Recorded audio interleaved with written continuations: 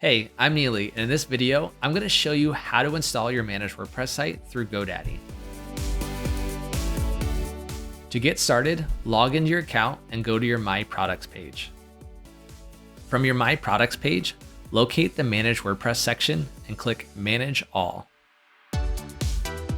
From here, click the plus Create Site button if you have it, or in the top right, the Create WP Site button. If you haven't purchased a plan, you can click the Buy New Plan button. Or if you already have one, then pick from the existing plans and click Next. Now you are ready to create your site. You have two options at this point. You can create a brand new site, or you can move an existing site. Today, we're going to create a brand new site. The wizard is going to ask a few questions about how you plan to use the site. Click all that apply, and then click Continue. Then it will ask you for your location. It should be chosen for you based on your account, but verify it's correct and click Continue. You have the option here to use your own template, but if you don't have one, just use a GoDaddy template for now.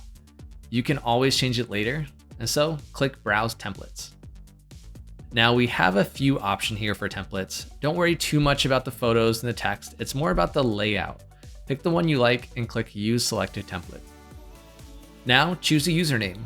If you already have a WordPress account, use that name, or make a new username, which you can always change later in your profile settings. Click Create Site.